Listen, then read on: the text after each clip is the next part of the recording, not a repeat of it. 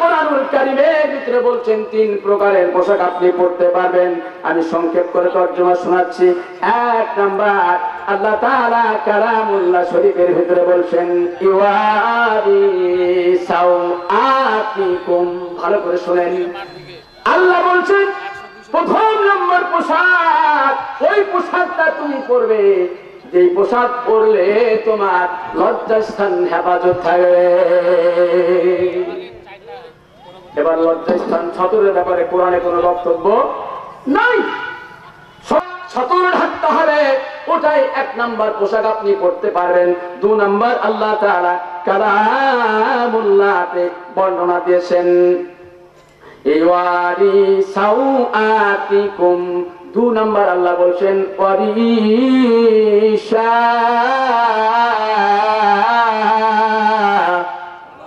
একটু আস্তে বলেন আল্লাহু আকবার, সকলে বলেন আল্লাহু আকবার। আল্লাহ বলছেন তোমাদের পোশাকটাকে আমি সুন্দর করে দিলাম। খেয়াল করেন, আমার দিকে দেখেন, একজন ইধার উধার দেখবেন না, এদিক সেদিক তাকাবেন না, আমার দিকে দেখেন। 1 নাম্বার, আপনার নাভি থেকে শুরু করে হাঁটুর নিচ পর্যন্ত আপনার লিবাসুত তাকওয়া। লিবাসুত তাকওয়া সংক্ষেপ আপনাদের সামনে বলে যাই। লিবাসুত তাকওয়া মানে যেই পোশাক পরলে পরে সমাজের মধ্যে কিছু মানুষ রয়েছে সুফি প্রকৃতির, নামাজি প্রকৃতির, দিনদার প্রকৃতির, সুন্দর পাঞ্জাবি, সুন্দর পায়জামা, মুখে সুন্দর দাড়ি, সুন্দর সুফেদ কাপড় চোপড় যখন মসজিদে পড়ে যায়, ওই ভদ্রলোককে দেখলে নামাজের কথা মনে হয়। কথা বলেন হয় কি হয় না? কথা বলেন ভাইরা, হয় কি হয় না? এমনি ভাবে কোন মহিলা যখন সুন্দর করে ঢিলেটা বোরকা পরবে, সুন্দর কাগজপত্র আপনার কাপড় চোপড় সজিয়ে লাগাবে, অন্য অন্য মহিলা দেখে ওই মহিলার প্রতি আকর্ষণ বাড়বে, নামাজ পড়তে মনে চাবে, আল্লাহর কোরআনের কথা মনে চাবে, দ্বীনের কথা মনে হবে, আপনার কবরের কথা মনে হবে, জাহান্নামের কথা মনে হবে। আল্লাহ তাআলা বলেছেন ওটাই হলো লিবাসুত তাকওয়া। একটু জোরে বলা যাবে কি সুবহানাল্লাহ? ভাইরা, 3 নাম্বার 3টা পোশাক পরা যাবে। আমি সংক্ষেপ করলাম, বেশি তফসিরে গেলাম না, যেহেতু মেহমান চলে আসছে। আল্লাহর পয়গম্বর বলেছেন 3খানা পোশাক পরা যাবে না। এটা শুনবেন না নাই? কথা বলেন ভাইরা, শুনবেন না নাই? সেই সাথে আমি সামনের দিকে যাচ্ছি। আল্লাহর নবী হাদিসের কেরামের ভিতরে বলেছেন 3 নাম্বার মহিলাদেরকে পর্দা করতে হবে। একটা ছোট্ট উদাহরণ আমি আপনাদের সামনে দেই। আপনাদের এলাকার হাজী সাহেব চট্টগ্রাম বেড়াতে গিয়েছে, পর্দার কথা আসছে এখানে। আল্লাহর পয়গম্বর পর্দার কথা বলেছে। চট্টগ্রাম থেকে আপনার কি বলে সুন্দর রূপচাঁদা মাছ নিয়ে আসছে। কি মাছ?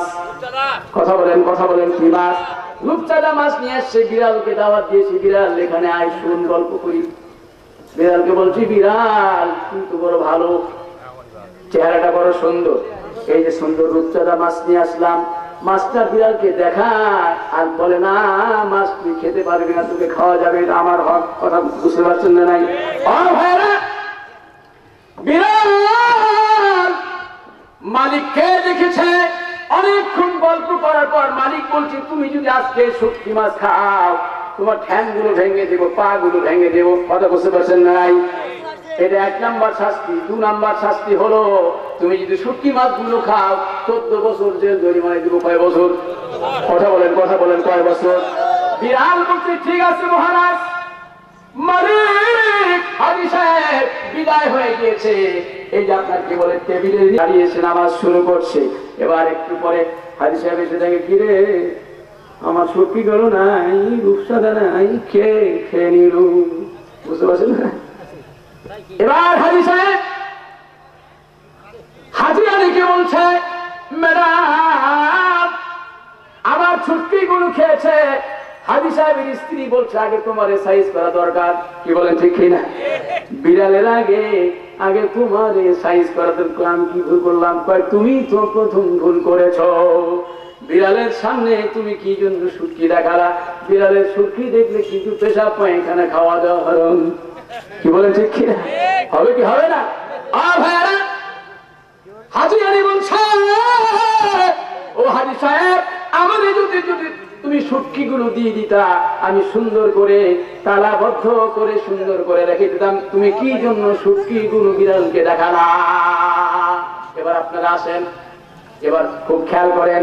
বিড়ালের সামনে যদি শুটকি খোলা মেলা থাকে বিড়াল খাবে কি খাবে না? সত্যি যদি সুন্দর প্যাকেটিং থাকতো বিড়াল খাবে নাকি ভাইয়ারা? কথা বলেন, খাবে নাকি? তার মানে এখানে মূল অন্যায় হলো বিড়ালের, কিন্তু কোনো অন্যায় নাই। মূল অন্যায় হলো হাজী সাহেবের। কথা বলেন ঠিক কিনা? আজকে আমাদের সমাজের মধ্যে কি করা হচ্ছে? জেনার সমস্ত উপকরণ সমাজে চালু করা হচ্ছে আমাদের দাবানল যুবকগুলোর সামনে, তরুণ যুবকগুলোর সামনে। কথা বলেন ঠিক কিনা ভাইরা? জেনা যদি বন্ধ করতে হয়, আগে বন্ধ করতে হবে আজকের ইন্টারনেট। কথা বলেন ঠিক কিনা? জেনা যদি বন্ধ করতে হয়, আগে বন্ধ করতে হবে ফেসবুক। কি বলেন? হয় কি হয় না? আমাদের ছেলেদের সামনে ছোট্ট ছোট্ট ললিত কলা শিশু, তরুণ তরুণী, রূপসী সুন্দর সুন্দরী, ওদের রাস্তায় ছেড়ে দিবেন, আবার ওরাই অন্যায় করবে। ছেলেদেরকে আপনি 14 বছরের মামলা ঠুকে দেবে। এটা 100% শরীয়তের সাথে অন্যায়, জুলুম, ষড়যন্ত্র। কথা বলেন ঠিক কিনা? আল্লাহ কি বলেছেন? ওয়ালা তাকরাবুজ জিনা ইন্নাহু কানা ফাহিশাতাও ওয়া সাআ সাবিলা। আল্লাহু আকবার। আল্লাহ বলেছেন ওয়ালা তাকরাবুজ জিনা, জিনার নিকটে যাবে না। ওই যে আপনার কি বলে, বিড়াল যদি সুখী না দেখতো, সুখীর পাশে আসতো নাকি ভাইয়েরা? আমাদের ছেলে মেয়েরা যখন রাস্তায় ল্যাংটা হয়ে বেড়াবে, সুন্দর মেয়েরা যখন কলেজে যাবে, ইউনিভার্সিটি, বিশ্ববিদ্যালয় যাবে, অর্ধলুঙ্গ কাপড় পরে যখন যাবে, এরা কিন্তু জেনার দিকে নিজেকে আকৃষ্ট করে আহ্বান করে। কথা বলেন ঠিক কিনা? আল্লাহ বলেছেন ওয়ালা তাকরাবুজ জিনা ইন্নাহু কানা ফাহিশাতাও ওয়া সাআ সাবিলা। নিশ্চয় অবশ্যই জেনাটা হলো অন্যায়, জেনাটা হলো ফাহিশা, অশালীন কাজ, অশ্লীল কাজ, নিকৃষ্টতম রাস্তা। কথা বলেন ঠিক কিনা? মা বোনদের জন্য একটা সঙ্গীত ছড়িয়ে দেয়, বিরক্ত হচ্ছেন নাকি ভাইরা?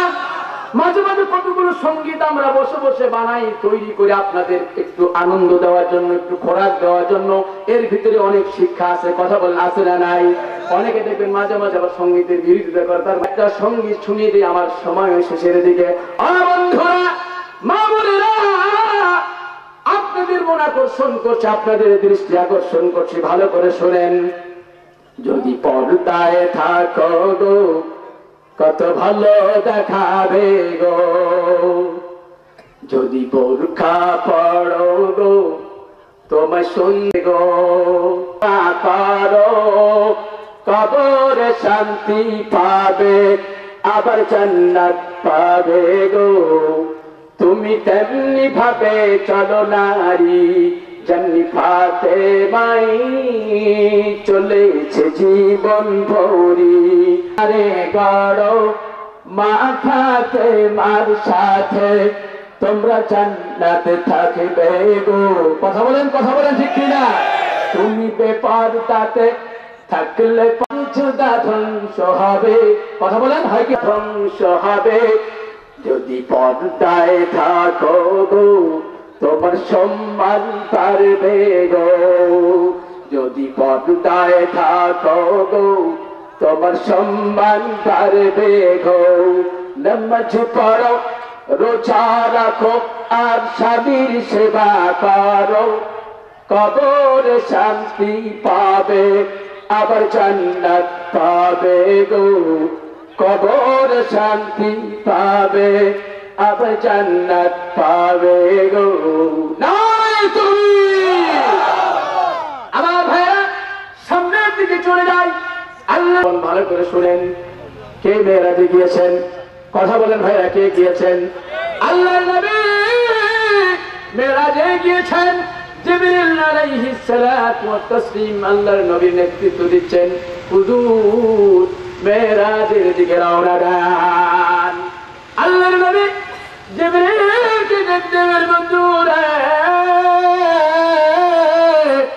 সমস্ত জাহান্নাম আমার দেখারে, সমস্ত জাহান্নাম আমি পরিদর্শন করলাম, সমস্ত জান্নাত দেখলাম, কিন্তু জাহান্নামের ভিতরে এমন কতগুলো পয়েন্ট তুমি আমাকে দেখালে।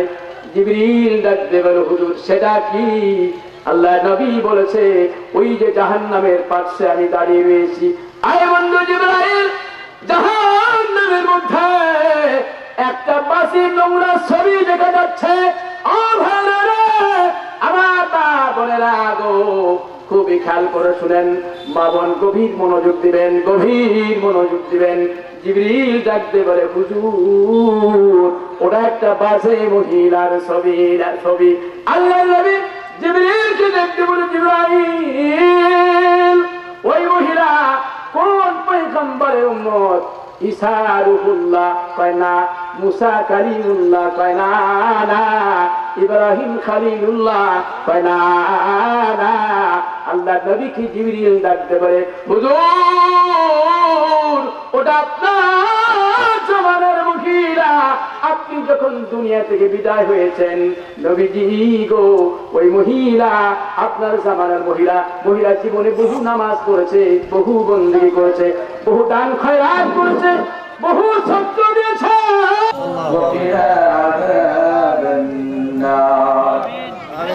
গর্ভ থেকে সন্তান কোলে যেমন গুনাহ নাই, তেমনি পবিত্র জীবন ভিক্ষা তোমায় চাই। সাদা যেমনি ভাবে সাফ করে দাও দিলের যত কাদা। আল্লাহ তাআলা আজকের জায়গায় ছিল তাফসীরুল কোরআন মাহফিল। তারা পৃথিবীতে মুসলমানের মুসলুম ছাড়া হচ্ছে, নির্যাতনের শিকার হচ্ছেন। আল্লাহ আমাদের ব্যর্থতার সময়ে অনেক ওলামায়ে কেরাম দুনিয়া থেকে বিদায় হয়েছে। আমাদের অনেক বন্ধু মহল বিভিন্ন জন বিভিন্ন জায়গায় সমস্যায় জর্জরিত,